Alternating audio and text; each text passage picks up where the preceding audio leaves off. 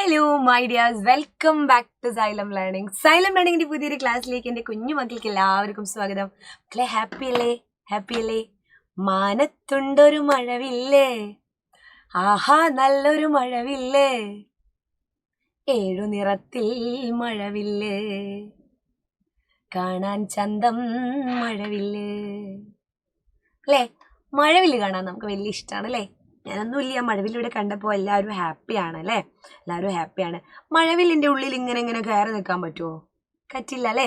നമുക്ക് കാണാനേ പറ്റൂ. ദാ മഴവില്ല്, അതാ മഴ പെയ്ത ഉടനെ അല്ലെങ്കിൽ മഴക്കാറുള്ള സമയത്ത് വേണമെങ്കിൽ നമുക്ക് മഴവില്ല് കാണാൻ പറ്റാറുണ്ട് അല്ലേ?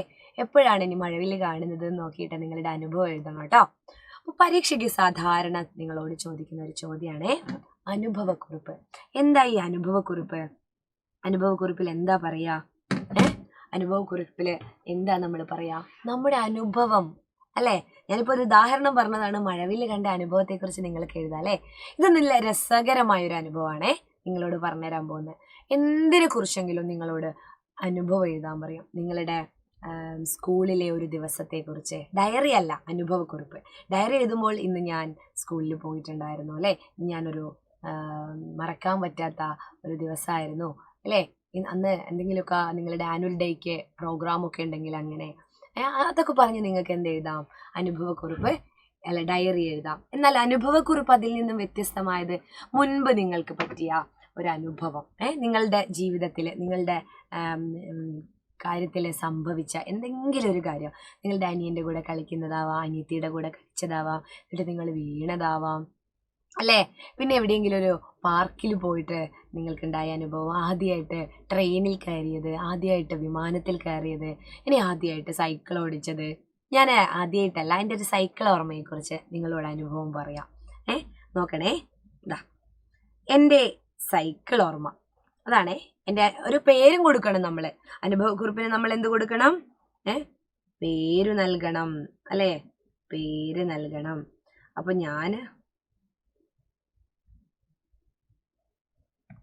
എന്താണ് ഇതാ എൻ്റെ സൈക്കിൾ ഓർമ്മ. ഒരു ദിവസം സ്കൂൾ വിട്ട് വന്നപ്പോൾ വീടിൻ്റെ മുറ്റത്ത് ഒരു സൈക്കിൾ അല്ലേ. ഞാനൊരു ദിവസം സ്കൂൾ വിട്ട്, ഇത് ശരിക്കും എൻ്റെ ലൈഫിൽ ഉണ്ടായതാണേ. വീടിൻ്റെ മുറ്റത്തൊരു സൈക്കിൾ. ഇത് ആരുടേതാണെന്ന് ചിന്തിച്ച് നിൽക്കുമ്പോഴാണ് ചേച്ചി ഓടി വന്ന സൈക്കിളിൽ കയറുന്നത്. എൻ്റെ വലിയച്ഛൻ്റെ മോളാണ് കേട്ടോ. ചേച്ചി ഓടി വന്ന സൈക്കിളിൽ കയറുന്നത്. ഇരുത്തം കണ്ടാൽ തോന്നും ആനപ്പുറത്താണെന്ന്. ഞാനതൊരു കളിയായിട്ട് പറഞ്ഞതാണ് കേട്ടോ. ശരിക്കും വലിയ ആളെ പോലെ അങ്ങനെ സൈക്കിളിൽ ഇരിക്കുകയാണ്. എന്നെ കണ്ടപ്പോൾ പൊങ്ങച്ച ഒന്ന് കൂടി. ഹമ്പടി കേമി, ഞാൻ അറിയാതെ ഇവളെപ്പോ ഇത് ഒപ്പിച്ചു. എന്തായാലും ബാഗും ബുക്കും അവിടെ വെച്ച് ഞാനും സൈക്കിളിനെ ചുറ്റിപ്പറ്റി നിന്നു. ഞാനും സൈക്കിളൊക്കെ കണ്ടിട്ട് എവിടെ നിന്ന് കിട്ടിയതാ എന്നൊക്കെ വിചാരിച്ചിങ്ങനെ നിന്നു. അപ്പോൾ എന്നോട് പറയാം, നിനക്ക് കാലെത്തില്ല, നിനക്ക് ഇതിൽ ചവിട്ടാൻ കാലെത്തില്ല, വേണമെങ്കിൽ പുറകിലിരുന്നോ, ഡബിൾ എടുക്കാമെന്ന് ചേച്ചി പറഞ്ഞപ്പോൾ പിന്നെ ഒന്നും നോക്കിയില്ല. ഒറ്റ ചാട്ടത്തിന് സൈക്കിളിൽ കയറിയതേ ഓർമ്മയുള്ളൂ. ബാലൻസ് കിട്ടാതെ സൈക്കിളും ചേച്ചിയും ഞാനും ഉരുണ്ടുമറിഞ്ഞ് നിലത്ത്. കൈയാണോ ഉരഞ്ഞത്, കൈയാണോ കാലുരല്ലേ, കാലാണോ ഉരഞ്ഞത്?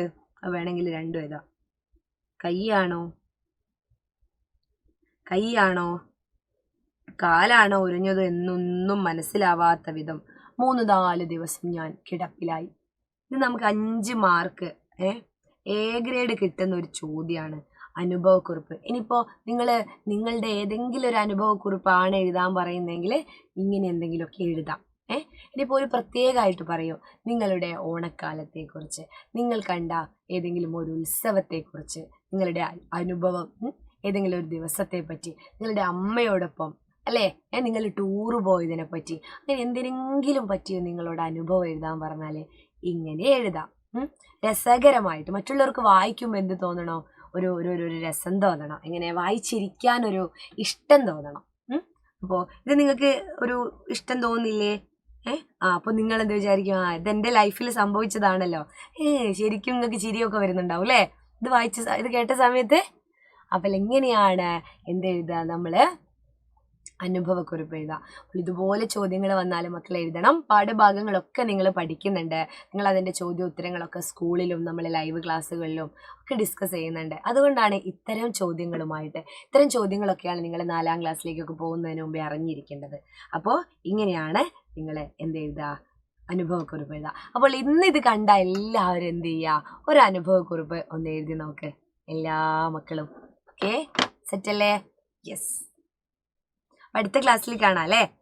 ഇനിയിപ്പോൾ മഴവില്ല് കണ്ട അനുഭവത്തെക്കുറിച്ചാണെങ്കിൽ അങ്ങനെ, അല്ലെങ്കിൽ അനിയൻ്റെ കൂടെ കളിച്ചതിനെ കുറിച്ചാണെങ്കിൽ അങ്ങനെ, അമ്മ വീട്ടിലില്ലാത്തൊരു ദിവസത്തെ പറ്റിയാണെങ്കിൽ അങ്ങനെ, ഏതെങ്കിലും ഒരു അനുഭവത്തെക്കുറിച്ച് നിങ്ങൾ ഇന്ന് എഴുതണം. ഓക്കെ, അപ്പോൾ മറ്റൊരു ക്ലാസ്സിൽ കാണാം. It's me Shruthi Vaishakh from Xylem learning. നമ്മുടെ വീഡിയോ ഒക്കെ ലൈക്ക് ചെയ്യുക, ചാനൽ സബ്സ്ക്രൈബ് ചെയ്യുക. ലൈവ് ക്ലാസ്സുകളൊക്കെ കാണണമെങ്കിൽ നമ്മൾ വാട്സപ്പ് കമ്മ്യൂണിറ്റി ഗ്രൂപ്പ് ഉണ്ട്. അതിൻ്റെ ലിങ്ക് അതാ ക്ലാസ് 3 എന്നുള്ളതിൻ്റെ നേരെ ഒരു ലിങ്ക് ഉണ്ട്.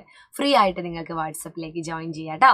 എല്ലാവരും നമ്മുടെ വാട്സപ്പ് കമ്മ്യൂണിറ്റി ഗ്രൂപ്പിലൊക്കെ ജോയിൻ ചെയ്ത് ഡെയിലി ലൈവ് ക്ലാസ്സുകളൊക്കെ ഉള്ളതൊക്കെ കണ്ട് അടിപൊളിയായിട്ട് സെറ്റായിട്ട് പഠിക്കാം. Okay, by.